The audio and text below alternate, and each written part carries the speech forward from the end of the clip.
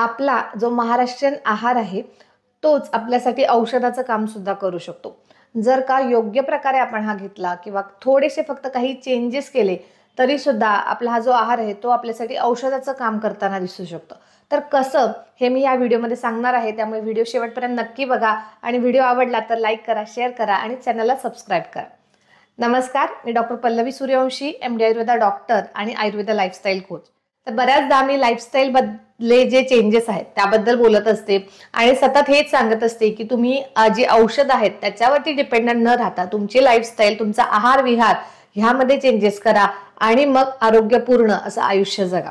तर आजचा जो विषय आहे तो आहे महाराष्ट्रीयन थाळी आणि ती आपण कशा प्रकारे थोडे थोडे चेंजेस करून आपल्या आरोग्यासाठी, आपल्या हेल्थसाठी उपयोगात आणू शकतो, तर ते आपण या व्हिडिओमध्ये बघणार आहोत। खरं तर आयुर्वेदाने आहार हेच औषध असं म्हटलेलं आहे आणि म्हणूनच आपण जे काही खातोय ते जर का आपण माइंडफुली खाल्लं, त्याकडे आपण व्यवस्थित लक्ष दिलं, आपण काय खातोय ह्याकडे आपलं लक्ष असेल ना, तर तेच आपल्यासाठी, आपल्या शरीरातील दोषांचा बॅलन्स करण्यासाठी खूप महत्त्वाचं आहे। तर आपला जो आहार असतो त्यामध्ये मुख्यतः 6 रस असतात: मधुर, आम्ल, लवण आणि कडू, तिक्त, कषाय। म्हणजेच गोड असतं, आंबट असतं, खारट असतं, कडू, तिखट आणि तुरट। हे जे 6 रस आहेत ह्यांचं प्रमाण जर का आपल्या आहारामध्ये व्यवस्थित असेल तर आपल्या शरीरातील 3ही दोषांचा बॅलन्स व्यवस्थित राहतो आणि मग आपल्याला कुठल्याही आजाराला तोंड द्यावं लागत नाही। तर आपली जी महाराष्ट्रीयन थाळी आहे ना, ज्यामध्ये असते भाकरी, भात, पोळी, आमटी, भाजी, सो हे मेन घटक असतात 4 आणि त्याचबरोबर मग कोशिंबिरी असतात, ताक असतं, तूप असतं। तर हे सगळे जे घटक आहेत हे खरं तर एक परिपूर्ण थाळी बनवतात, परिपूर्ण आहार बनवतात। मग त्याच्यामध्ये आपल्याला प्रोटीन्स, कार्बोहायड्रेट्स, जे फॅट्स जे काही आहे ह्यांचं प्रमाण जे आहे ना ते अगदी व्यवस्थित आपल्याला पाहिजे तसं मिळतं आणि म्हणूनच आपण बघितलं की ही जी थाळी जर का आपण व्यवस्थित रोजच्या आपल्या आहारामध्ये असेल तर आपण व्यवस्थित फिट असतो। पण आजकाल आपलं रुटीन इतकं चेंज झालेलं आहे, बऱ्याचदा फक्त पोळी भाजीवरती भागवलं जातं, बाकीचे पदार्थ बऱ्याचदा अगदी मला वाटते सणाच्या वेळेलाच आपण अख्खं ताट असं भरून बघतो, इतर वेळेला अगदी काम चलाऊ असं काहीतरी केलं जातं, मग फक्त आमटी भातावरती भागवलं जातं। तर अशा प्रकारे आजकाल ही जी धावपळ होत असते त्याचा परिणाम म्हणून सुद्धा आपल्याला हे बरेच सारे लाईफस्टाईल डिसऑर्डर्स होताना दिसत आहेत आणि ते आपल्याला होऊ नयेत किंवा जरी झाले असतील ना तरी सुद्धा त्यांची प्रोग्रेस थांबवण्यासाठी, की ते अजून वाढू नयेत म्हणून आणि कमी आहेत ती कमी करण्यासाठी म्हणून सुद्धा आपल्याला आपल्या ह्या आहार या घटकाकडे फोकस करणं खूप महत्त्वाचं आहे। जसं की मी म्हणते आहार विहार, तर त्याच्यामध्ये झोप आली, व्यायाम आली आणि आहाराला खूप महत्त्वाचं आहे। आहारातूनच आपलं शरीर निर्माण होतं। अन्नमय पुरुष असं म्हणलेलं आहे, म्हणजे अन्नामधूनच पुरुषाची निर्मिती होते, म्हणजेच आपल्या पूर्ण शरीराची निर्मिती होते।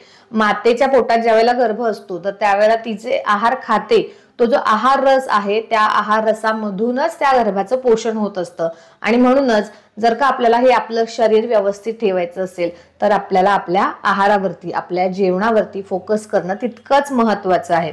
चला तर बघूया मग आपल्या ह्या महाराष्ट्रीयन थाळीमध्ये आपण कुठले कुठले पदार्थ घेत असतो। तर पहिला मेन महत्त्वाचा पदार्थ जो असतो तो बऱ्याचदा असतो पोळी किंवा भाकरी। तर मग ह्यामध्ये काय होतं ना, जनरली आपण आजकाल गहू इतक्या जास्त प्रमाणात खातो की सकाळ संध्याकाळ दोन्ही वेळेला आणि 12ही महिने गव्हाची चपाती खाणारे लोक आहेत। तर ही जी गव्हाची चपाती आहे ह्याच्यामध्ये सुद्धा व्हेरिएशन करणं तितकंच महत्त्वाचं आहे। जसं की त्याचा ऑप्शन्स म्हणून आपल्याला नाचणीची भाकरी आहे, बाजरीची भाकरी आहे, ज्वारीची भाकरी आहे, इवन राजगिऱ्याची भाकरी सुद्धा आपण वापरू शकतो। तर हे व्हेरिएशन्स का केले पाहिजेत, तर आपण बघतो की नाचणी ही थंड असते उन्हाने आणि म्हणून उन्हाळ्याच्या दिवसांमध्ये आवर्जून नाचणीची भाकरी खाण्यात आली पाहिजे। बाजरी ही उष्ण असते, आपल्याला माहिती आहे की संक्रांतीच्या वेळेला बऱ्याचदा नैवेद्य म्हणून ही बाजरीची भाकरी केली जाते, का तर ही उष्ण असते आणि ही जी बाजरीमधून उष्णता मिळते आपल्या शरीराला ती आजूबाजूच्या बाहेरच्या थंड वातावरणापासून आपल्याला रक्षण करण्यासाठी मदत करत असते। म्हणूनच सीझन वाईज सुद्धा यामध्ये चेंजेस केले पाहिजेत। पचायला हलकी अशी राजगिऱ्याची भाकरी जी आहे, जर का तुम्हाला अपचन वाटत असेल किंवा पोट जड वाटत असेल आणि काही तुम्हाला खायची इच्छा होत नसेल आणि अशा वेळेला जर का जेवणाच करायचं असेल तर त्यावेळेला तुम्ही ऑप्शन म्हणून राजगिऱ्याची भाकरी सुद्धा खाऊ शकता। तर हे जे व्हेरिएशन्स आहेत ना हे करता आले पाहिजेत। चपाती जी आहे, गहू आणि ज्वारी हे 12ही महिने खाल्ले तरी चालतात, परंतु गहू हे पचायला जड असतात, त्यामुळे गहू शक्यतो म्हणजे चपाती किंवा रोटी जे काही तुम्ही गव्हापासून बनवणार असाल ती दुपारच्या जेवणामध्ये लंच टाइम मध्ये खाणं योग्य आहे, कारण दिवसाचा जो आहार आहे ना तो पचायला जास्त वेळ मिळतो आणि पचनशक्ती जास्ती स्ट्रॉंग असते, त्यामुळे व्यवस्थित पचला जातो. आणि ज्वारी ही पचायला हलकी असते, त्यामुळे रात्रीच्या जेवणामध्ये डिनरमध्ये ज्वारीची भाकरी असणं गरजेचं आहे. तर अशा प्रकारे हे जे व्हॅरिएशन आहे ना, हा जो मेन इन्ग्रेडियंट आहे आपला चपाती किंवा भाकरी, तर ह्याच्यामध्ये तसे बदल करणं गरजेचं आहे. आणि आपण काय करतो ना, बऱ्याचदा आजकाल मी जसं म्हणलं की 12ही महिने फक्त गहू खातोय, त्यामुळे हे जे बाकीचे इन्ग्रेडियंट आहेत जसे की ज्वारी, नाचणी, बाजरी आहे, राजगीर आहे, ह्यांच्यामधील जी पोषण तत्व आहेत ना ती आपल्यापर्यंत पोहोचतच नाहीत, मिळत नाहीत. आणि म्हणून पण आपल्यामध्ये आजकाल बऱ्याच साऱ्या डेफिशियन्सी दिसत आहेत. म्हणून आवर्जून ऋतूनुसार सीझन वाईज जे चेंजेस केले पाहिजेत आहारामध्ये, त्यामध्ये ह्या चपाती भाकरी ह्याच्यामध्ये सुद्धा चेंजेस करणं तितकंच महत्वाचं आहे. जसं की उन्हाळा आहे, उष्ण ऋतू आहे, तेव्हा नाचणीची भाकरी घेणं, थंडीमध्ये बाजरीची घेणं आणि इतर वेळेला सुद्धा थोडं जास्त तुमच्या स्वतःच्या पचनशक्तीचं निरीक्षण करून सुद्धा त्यामध्ये बदल करणं. आणि जसं सांगितलं असं की लंचमध्ये तुम्हाला हवं असेल तर चपाती आणि डिनरसाठी ज्वारीची भाकरी, हे व्हेरिएशन्स करणं तितकंच महत्वाचं आहे.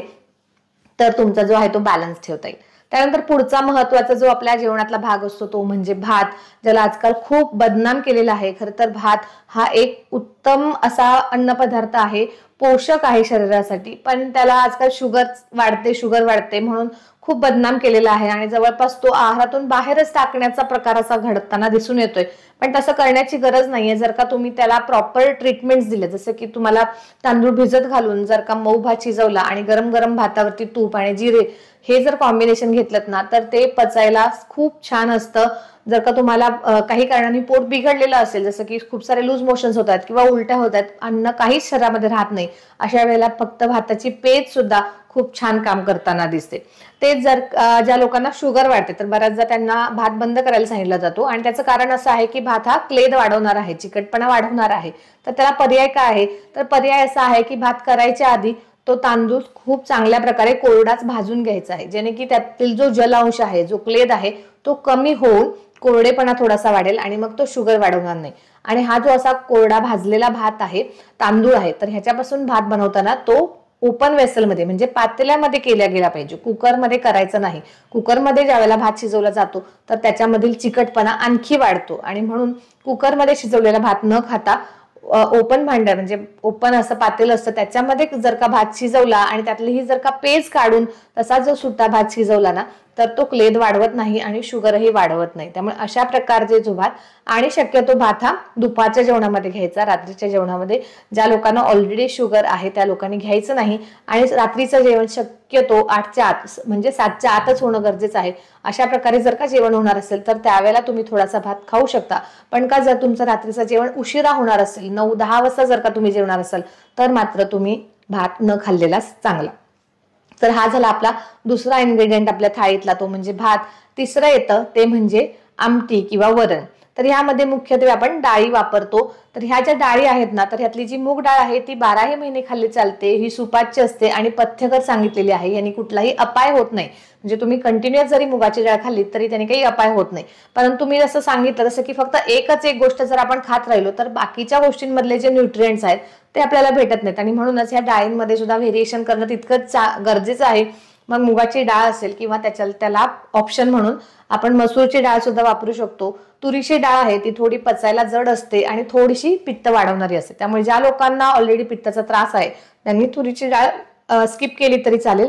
पण जर का त्रास नसेल तर मधून अधून तुम्ही तुरीच्या डाळीचा सुद्धा वापर करू शकता. त्यानंतर हरभऱ्याची डाळ आहे आपण पुरणपोळीसाठी वापरतो, तर ती सुद्धा पचायला जड असते, म्हणून मग ती पहिल्यांदा भिजत घालून तिचे जे प्रॉपर प्रोसेस आहे ते व्यवस्थित आपण तिला शिजवण्याच्या वगैरे प्रक्रिया केल्या तर ह्या ज्या डाळी आहेत त्या सुपाच्य होतात, पचायला हलक्या होतात आणि ह्या प्रोटीनचा खूप चांगला सोर्स आहे. जे की आपण सारखं म्हणतो की प्रोटीन्स, तर प्रोटीनसाठी डाळी ह्या आहारात असणं तितकंच महत्वाचं आहे. त्यामुळे ही जी डाळ, वरण, आमटी हे जे आहे ते आपल्या आहारात प्रमाणात असणं खूप गरजेचं आहे. त्यानंतर पुढे जी येते ती म्हणजेच आपली भाजी. तर ही भाजी जी असते तर शक्यतो भाज्या ह्या ज्या आहेत त्या सीझनल भाज्या वापरायला चालू करा. बऱ्याचदा आजकाल असं होतं ना की कोबी आहे, फ्लावर आहे, बटाटा आहे, ह्या 12ही महिने मिळणाऱ्या भाज्या ज्या आहेत त्याच सतत खाण्यात येतात आणि इतर ज्या सीझनल भाज्या आहेत त्यांच्याकडे लक्षच जात नाही, बऱ्याचदा त्या आणल्याच जात नाहीत घरी आणि त्यामुळे त्याच प्रकारच्या भाज्या वारंवार खाल्ल्या जातात आणि इतर ज्या वेगळ्या भाज्या आहेत त्या खाण्यातच येत नाहीत. तुमच्यासाठी एक होमवर्क आहे की तुम्ही लिस्ट डाऊन करा की तुमच्या खाण्यामध्ये आजकाल रोज कुठल्या कुठल्या भाज्या येतात आणि मग दुसरी लिस्ट अशी बनवा की कुठल्या भाज्या आहेत की ज्या तुम्ही बरेच दिवस म्हणजे 4-5 महिने झाले किंवा वर्षानुवर्ष कितीतरी तुम्ही तुमच्या लहानपणी खाल्ल्या होत्या पण आता इतक्या तुम्ही त्या खाल्लेल्या नाहीयेत. तर तुमच्या लक्षात येईल की हे बऱ्याचशा ज्या भाज्या आहेत ना त्या खाण्यात येत नाहीयेत आणि त्यामुळे सुद्धा ज्या बऱ्याचशा डेफिशियन्सीज आपल्यामध्ये दिसतात त्याचंही हे एक कारण आहे की हे वेगवेगळे जे प्रकार आहेत ते आपल्या खाण्यात येत नाहीयेत. आणखी एक महत्वाचा मुद्दा भाज्या करत असताना टोमॅटोचा वापर. तर आजकाल बऱ्याच गृहिणींना अशी सवय असते की प्रत्येकच भाजीमध्ये थोडीशी टोमॅटो घालायचं, तर ही अत्यंत चुकीची सवय आहे. टोमॅटोचा ह्यामुळे जास्त वापर होतो आणि त्याचा जो फायदा आहे तो मिळण्याऐवजी पित्त वाढवण्याचं काम हा टोमॅटो करत असतो. त्यामुळे जो मेन पर्पज आहे किंवा जो मुख्य फायदा आपल्याला झाला पाहिजे तो होत नाही. तर तुम्हाला जर का टोमॅटो खायचंच असेल तर तुम्ही टोमॅटोचं सार करू शकता किंवा चटणी भाजी सेपरेटली करू शकता, पण प्रत्येकच भाजीमध्ये टोमॅटो घातलात तर तो नक्कीच तुमचं पित्त वाढवणारा ठरेल. त्याच प्रकारे चिंच ही आहे ती सुद्धा प्रमाणात बेताने वापरली पाहिजे, तर ती तुम्हाला त्रास न करता पचनासाठी मदत करणारी ठरेल. तर ह्या ज्या आहेत त्या छोट्या छोट्या गोष्टी आहेत, ह्यांचं जेवण करताना भान ठेवणं गरजेचं आहे आणि ह्याला आपण म्हणतो माइंडफुल इटिंग, की आपण काय खातोय हे आपलं लक्ष असणं गरजेचं आहे आणि मग आपल्या पोटाची कंडिशन ठरवून की आपल्याला भूक किती आहे किंवा कालचं पचलंय की नाही ह्याच्यावरती आपण आपला आजचा आहार ठरवणं तितकंच महत्वाचं आहे. त्यानंतर पुढे जे येतं ते म्हणजे तूप आणि ताक. हे खरं तर जेवणातले अमृत घटक आहेत. तूप हे आहारात आवर्जून असलंच पाहिजे. तुपाचे खूप सारे गुणधर्म आहेत, त्याच्यावरचा एक सेपरेट व्हिडिओ सुद्धा आहे, तुम्ही तो नक्की बघा. तर हे जे तूप आहे ना हे आपल्या शरीरामधील वंगण म्हणून काम करताना दिसतं. आपला मेंदू ताजा तवाना तल्लक राहण्यासाठी सुद्धा या तुपाची गरज असते आणि जेवणाच्या सुरुवातीला जो गरम भात आणि तूप आणि वरण हे जे आपण घेतो हे भूक वाढवणारं असं असतं, म्हणजे अग्निप्रदीपन करण्याचं काम सुद्धा तूप करतो. त्याचबरोबर आपला जो डायजेस्टिव्ह ट्रॅक आहे त्याला स्मूथनेस येऊन अन्न व्यवस्थित पुढे ढकलण्याचं काम करण्यासाठी सुद्धा या तुपाचा मदत होतो. त्यामुळे तूप आवर्जून आपल्या आहारात असलं पाहिजे. तूप प्रमाणात असलं पाहिजे, 1 ते 2 चमचा. खूप जास्त तूप खाणारी सुद्धा काही लोक आहेत की जे खूपच जास्त प्रमाणात अगदी तूप खातात, तर तुपाचं अजीर्ण हे खूप वाईट असतं, ते दुरुस्त करायलाही अवघड असतं. त्यामुळे प्रमाणातच खाणं हे कधीही योग्य आहे. आणि ताक हे तर पचनासाठी खूप चांगलं आहे. ताकामध्ये 1 चिमट सैंधव मीठ आणि जिरा हे जर का कॉम्बिनेशन आपण घेतलं तर ते उत्तम पाचक म्हणून काम करताना दिसतं. ताक पिण्याचे बरेचसे नियम सुद्धा आहेत, यावरचा एक विशेष व्हिडिओ माझ्या चॅनलवरती आहे, तो तुम्ही आवर्जून बघा. कारण बऱ्याचदा काही लोकांना रोजच्या रोज नियमित ताक प्यायची सवय असते, तर ते कसं पिलं पाहिजे, कसं बनवलं पाहिजे हे डिटेलमध्ये त्या व्हिडिओमध्ये सांगितलेलं आहे. त्याची लिंक मी डिस्क्रिप्शन मध्ये देते, तो व्हिडिओ सुद्धा नक्की बघून घ्या. तर हे जे आहेत हे ताक तूप हे इन्ग्रेडियंट सुद्धा आपल्या आहारात असले पाहिजेत. त्यानंतर कोशिंबीर जी आहे तर कोशिंबीर ही कोशिंबिरी इतकीच खाण्यात आली पाहिजे. आजकाल आपल्याकडे जरा सॅलेडचं फॅड असतं, त्यामुळे मग डोक्यात असतं की सॅलेडचा भाग हा मोठा खायला पाहिजे आणि मेन कोर्स कमी. तर असं न करता कोशिंबिरी एवढीच खाल्ली पाहिजे, कारण त्याच्यातले जे घटक असतात ना ते कच्चे असतात. त्याला कुठल्याही प्रकारे आपण भाजत तळत म्हणजे काही प्रोसेस करत नाही आणि त्यामुळे ते पचायला जड असतात आणि म्हणून बाकीच्या आहाराबरोबर सप्लिमेंट म्हणून आपण तेवढ्याच थोड्याशा प्रमाणात जेवढी कोशिंबीर असते आणि तीही त्याला वरून फोडणी दिलेली अशी जी कोशिंबीर आहे तशा प्रकारची कोशिंबीर ही आपल्या आहारात घेतली पाहिजे. त्यामुळे जे त्यातले रॉ इन्ग्रेडियंट्स जसे की व्हिटॅमिन ए आहे जे की शिजवल्यानंतर त्याच्यामधून नाहीसं होतं, तर असे जे इन्ग्रेडियंट्स आहेत की जे आपल्याला त्यातून रॉ मिळणार आहेत, जे वॉटर डिझॉल्व्ह होणारे आहेत पाण्यातून जे जातात, तर ते आपल्याला मिळू शकतात. आणि म्हणून आवर्जून आपल्या ताटामध्ये कोशिंबीर असली पाहिजे, पण ती कोशिंबिरीच्या प्रमाणात इतकीच असली पाहिजे. तर अशा प्रकारे संतुलित आहार जर का आपण घेतला तर तो आपलं लाईफ बॅलन्स करण्यासाठी, आपलं आरोग्य बॅलन्स करण्यासाठी खूप महत्वाचं आहे. आणि जर का व्यवस्थित तुम्ही जर का मन लावून वेळ घेऊन जेवण करत असाल, आजकाल जेवण सुद्धा इतक्या फास्ट केलं जातं ना की 5 मिनिटात 10 मिनिटात उभ्या जेवलं जातं, तर त्या जेवणाचा शरीराला काहीही उपयोग होत नाही. फक्त उदरभरण होतं, तिथे यज्ञकर्म होत नाही.